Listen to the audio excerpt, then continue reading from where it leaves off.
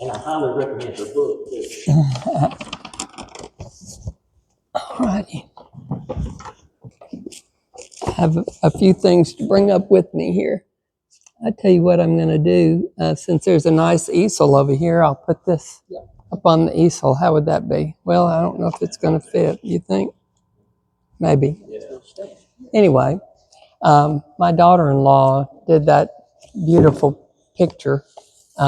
She's quite the artist, and I always start by saying, you know, I'm grateful to her and grateful to other family members who encouraged me to write the book and all of that. So I worked at Western for about 15 years, and it was not the last place I worked before I retired, but I had already had a lot of mental health experience before I went to Western.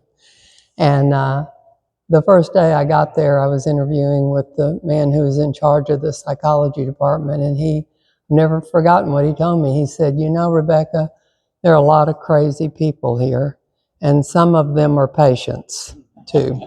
And he was exactly right. The staff was, you know, just unbelievable. Unique. That's a great word. So when I did this program, I'm going to try to change it up a little bit so that Ken won't feel like he's hearing the same thing over again. But I talked a whole lot about literature when I did it for the Friends of the Library. Because I've noticed that people, there are a lot of books out that are about, have characters that have mental illnesses or are set in asylums, and people seem to like to read them, and authors are busy writing those books. And so the title of my presentation was The Lure of Insanity. Why is it that we want to read about it, or some people like me want to write about it? And I'm not going to talk about insanity from a legal point of view. We have a lawyer here who could do that. Like not guilty by reason of insanity. And I'm not going to talk about diagnostic categories like schizophrenia or personality disorders. But that would be from a psychiatric standpoint. But I did want to look at some of the reasons why people like to read about it and write about it. And at the Friends of the Library, I talked about the latest Pulitzer Prize winner for fiction. And so, you know, it must have been pretty good because she won the Pulitzer Prize by Jane Ann Phillips. And the name of her book is Night Watch. And it's basically set in an asylum in West Virginia right after the Civil War. The whole book is set there. So when I look back about what caused me to be interested in mental health, I think it was literature. Because the first book I remember reading that had a mentally ill character in it was Jane Eyre. How many of the women in here read Jane Eyre in high school? No? Oh, okay, there's one.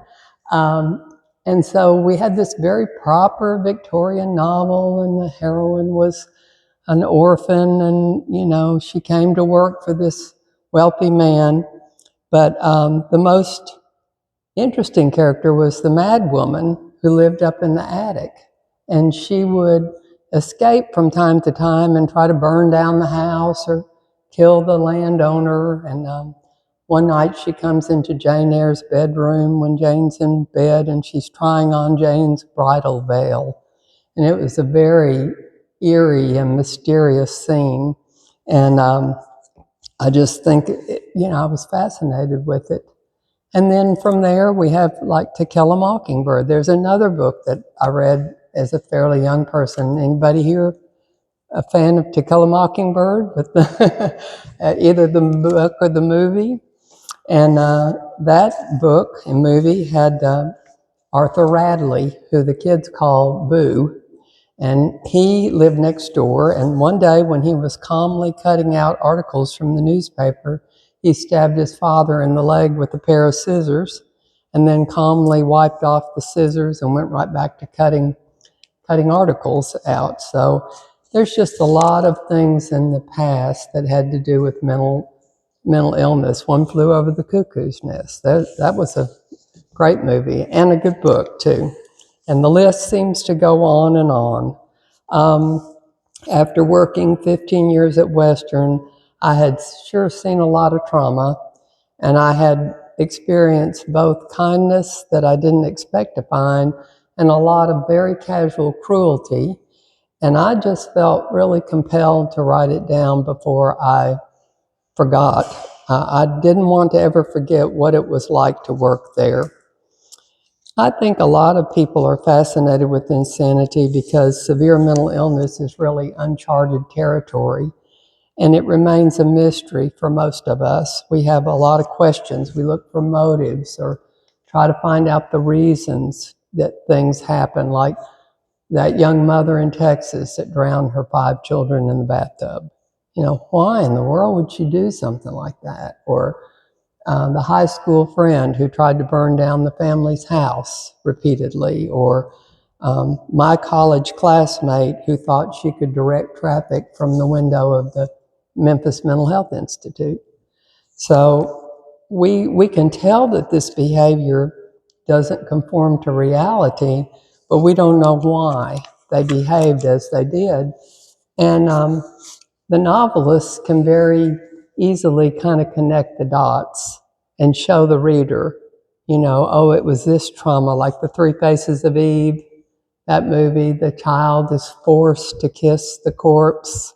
And, you know, then after that, she had mental health issues as an adult. But it's really not that simple, of course. But the novelist can, or the screenwriter can do that for us. Readers are also very interested in reading about residential mental health treatment, and there have been asylums for the mentally ill in Western European culture since the 1300s. That's a long time ago. That's a long time, the 1250 or 1275. Our Lady of Bethlehem was an asylum in London, and the contraction of that, Bethlehem, into Bedlam, gives us the word for chaos and uproar and confusion. That's what we use now when we talk about Bedlam. The Muslim world had hospitals for the insane a whole lot earlier. The first hospital for the insane was established in Cairo in 872. It's interesting to me that in this country, we established an asylum to treat the insane before we ever formally declared independence. So, 1773, the first asylum for the insane in this country was opened in Williamsburg, Virginia. And by the way, the building's still there. It's not a hospital anymore, but if you're ever in Williamsburg, it's, you know, very interesting to go through, and it reminded me of Western, but my kids always said, every place we take Mother, it reminds her of Western. We went to Alcatraz. Oh, this reminds me of Western. We went to Ellis Island, where the immigrants came in. Oh, this reminds me of Western. So that asylum certainly reminded me of Western. We've called these institutions lunatic asylums, asylums for the insane, mental hospitals, and here's a good tongue twister, behavioral health inpatient units and mental health institutes. But no matter what we've called them, these places were set apart from society, and they were originally designed to provide a place of refuge and sanctuary for the mentally ill, so that they would not be homeless wanderers who were abused by people that came across them. Even in small towns like Bolivar, the asylum quickly became its own city. It was a self-contained world. So Western was opened in 1889. For almost 100 years, this part reminds me of how Bemis must have been in the very early days when going to Jackson by wagon was, you know, it was a considerable distance, not like today when we can just get in the car and go. I'm sure Bemis, like Western, had some of these things.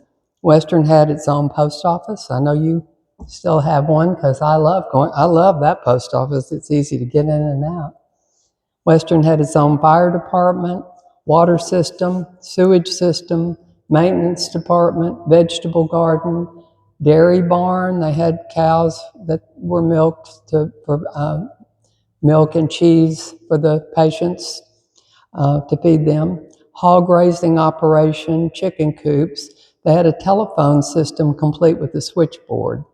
There were medical doctors who were assigned to special wards for patients who had physical problems, everything from broken hips to tuberculosis. Western had its own morgue and had its own patient cemetery. And I brought some photographs that I made of some of the places I referred to in the book that I wrote, including the cemetery. Western had its own radiology department and pharmacy. Over the years, these services came and went. They were not all there at the same time. By the time I got to Western, in the middle 1990s, their water system was Bolivar. They didn't have their own water system anymore. It's also the same with services that were initiated for the patient's comfort and well-being. At one time, there was a barber shop, a beauty shop, a laundry, a ceramic shop, art lessons, music therapy, recreational therapy, a swimming pool, a gym. I was talking to Joel about the swimming pools and the gym here in Bemis. The gym has basketball goals. There was a softball field with bleachers and a concession stand. One of my friends who worked at Western before me said some of the young men would have themselves committed right before softball season because they wanted to play. They had their own team there. I'm not sure who they played, but some of the young men enjoyed it that much. There were bus rides in the country and field trips to the Mid-South Fair in Memphis, dances with live music, a rose garden, a pond with swans, a greenhouse filled with house plants. And the recreation department had pool tables that sometimes they do tournaments, and they arranged picnics and cookouts on the lawn. So Western was really completely self-sufficient for almost a century. And in a way, it functioned as an exotic, largely unknown society. And I think this raises curiosity in the general public too. If most people have not worked or been in a place like Western, there's just curiosity about it. If any of you all want to write a novel about the early days in Bemis, I think there would be curiosity about that too, because most people did not grow up in a mill town or a coal miner town. And there's a whole different culture in villages like that. So I don't know how much, I didn't ask you how much time you wanted me to take, David. Oh, okay. Okay. No, it's not going to go. I can't talk that long. So Jane Ann Phillips, and I don't have her book here with me. I got it on my Kindle.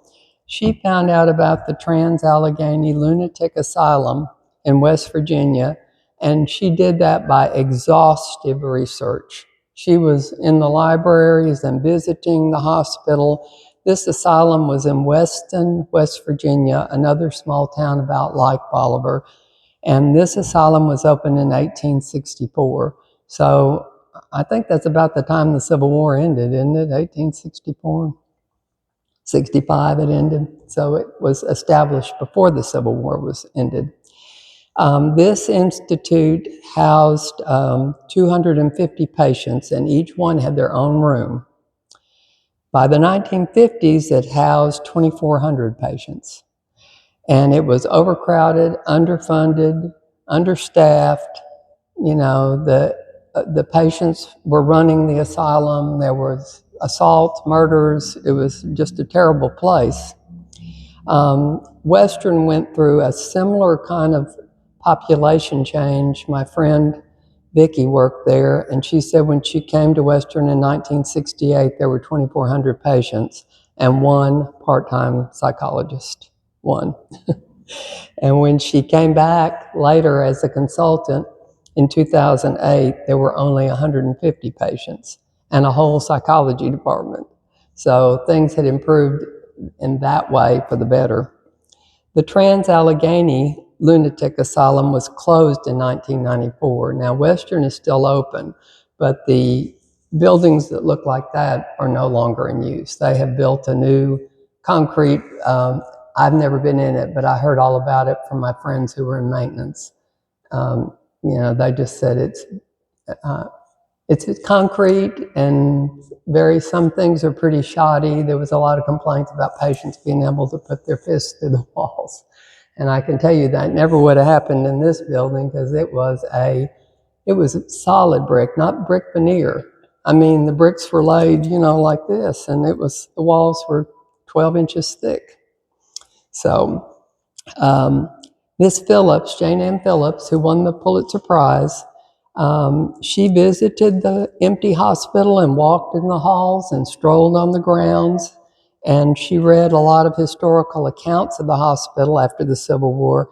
She was very interested in the work of Dr. Thomas Story Kirkbride. He was a Quaker physician in Pennsylvania. And he pioneered the idea of moral treatment for the mentally ill, rather than just being mean to them or warehousing them. Dr. Kirkbride advocated for treating the insane with kindness. During the middle 1800s, he designed an architectural and philosophical system that would promote healing with fresh air, natural light, and a structured environment. And the structured environment meant that every day you ate your meals at a certain time with the same people at the same place at the table. You had your activities at certain times, rest periods at certain times. That would be a structured environment. His plans for the asylum buildings were copied and reproduced in many states. And this original building at Western, this was the original central building, and then wings were to the side. Now the wings have been torn down, but this part is still on the campus. It's on the National Historic Register for buildings, so I hope they maintain it, because they're not allowed to tear it down now. I hope they maintain it. But this was a Kirkbride building. The windows were very, very tall. All of the rooms had transoms over the door to improve ventilation. Ceilings were high, halls were wide, and there was a lot of sunlight from windows at the end of every hallway. The well-manicured rolling grounds with masses of shade trees were also designed by Dr. Kirkbride to encourage the patients to walk outside and get fresh air. So she gives a description of a person being admitted to this hospital in 1874. I want you to pay attention to the way she describes, this would be when the hospital was new, the way she describes how the building looked and how the room for the patient looked. Mrs. Bowman, the matron, took a ring of skeleton keys from her apron and fit one to the door of the yellow ward. She swung the door open. "We enter here," she said. "I must lock up behind us." We walked past her into Ward B, a wide hallway that went on such a long way, with sections marked by beamed wooden archways. The hardwood floors were covered by one rug after another, round rugs for each parlor space, square rugs between them, with sofas and rocking chairs along the wall. The hallway was so wide that it seemed a very long, pale yellow room, and the arches and trim of the high ceiling were sky blue. It was true what Papa said about the palms, set about in big pots, and many other leafy plants as large as small trees. Light streamed through from double doors at the very end. "This way," said Mrs. Bowman, her voice low. "Nurses will be coming soon to wake everyone." "What pretty colors," I said. "It's all Dr. Story's design," she answered, and paused at a door midway down. "Your arrival was unexpected, and we've not made preparations but to fill the water pitcher. We may locate you elsewhere, Miss Janet, if you stay on, but for now this room is made up and will afford you a rest." Again the ring of keys, the door unlocked.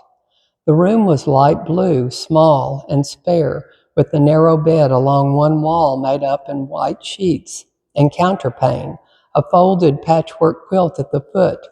2 tall windows with broad sills were hung with tied-back curtains of some thin yellow fabric.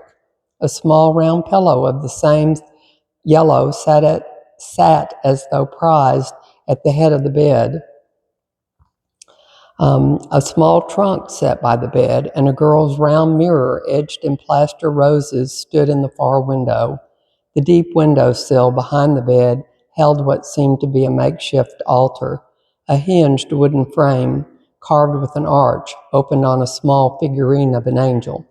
Now, she did this description. Y'all can come up afterwards if you want to see the picture, but this is, I'm sure, a historic picture of how a room looked when that hospital was new, and there's only one bed in there.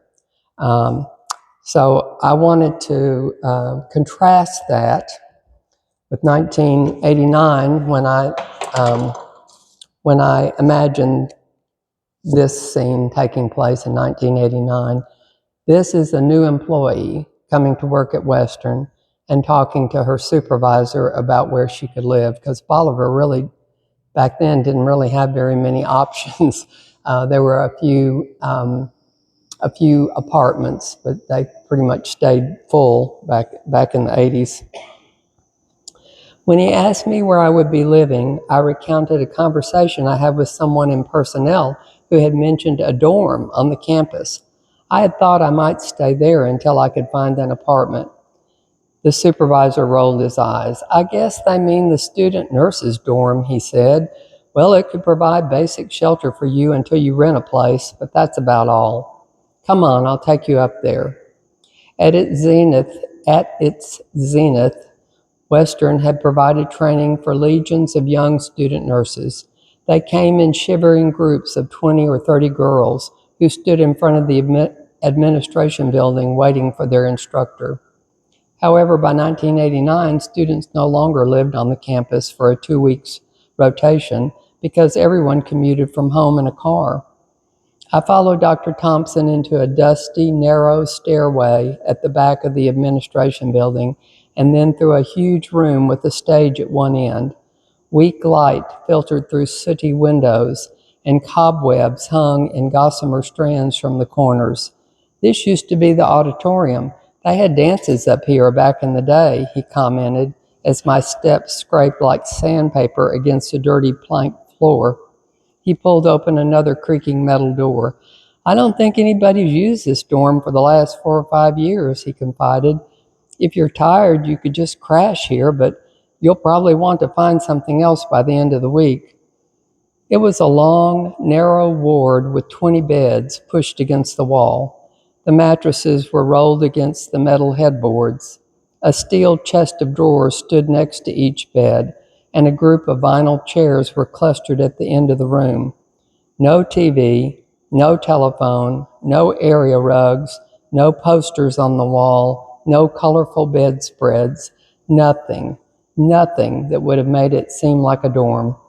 When I surveyed that room, I felt such despair and loneliness that I collapsed into a chair with the elbows on my knees and my forehead in my hands.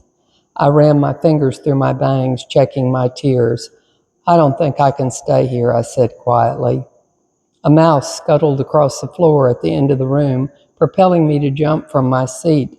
Suddenly, I was staring directly into Dr. Thompson's glasses, into his odd expression of surprise and pity. Why don't I check with my wife and see if you could stay in our guest room for a day or two, he suggested. I was so grateful that I could hardly speak, just managing to choke out a thank you. And although Dr. Thompson and Carol were absolute strangers, and although I never felt at home in their prim bungalow, I was strengthened by this one act of kindness into knowing I would be able to return to work the next day. So I think you can see how much the conditions had changed, and that would have been a little over 100 years we're talking about here. By the time I got to Western, nobody had a separate room. And there were certainly no quilts, no curtains at the windows, no pillows that somebody could be smothered with, nothing like that. All those decorations were not present. So there are a lot of ways I could contrast and compare these two books. One about the asylum in 1874, my book about the asylum in 1989. But the main thing I would say is that in both of these books, the women came to the hospital voluntarily. One came as an employee, and one came on her own seeking refuge. They both lived in a vast institution that was probably designed by Dr. Kirkbride, at least as much as I can figure out. These old buildings at Western were designed by him. They both lived in an institution with many different moving parts and staff members who kind of rotated in and out. And they both found friendship and support in their time at the asylum. So in summary, I would say that both of the novels, in both of them, the hospital really was the main character. The asylum was the constant that remained no matter what the year was, and no matter what treatment was in vogue, whether we were, trying moral treatment, or we were trying electroshock, or we were trying talk therapy or whatever, the asylum was the constant. And no matter who the doctor was, and no matter what kind of patients were inside, and no matter whether they came in a horse-drawn cart or in a car, the asylum was the constant. So I'd like to stop there and open it for discussion for those who have comments or want to ask questions. Thank you.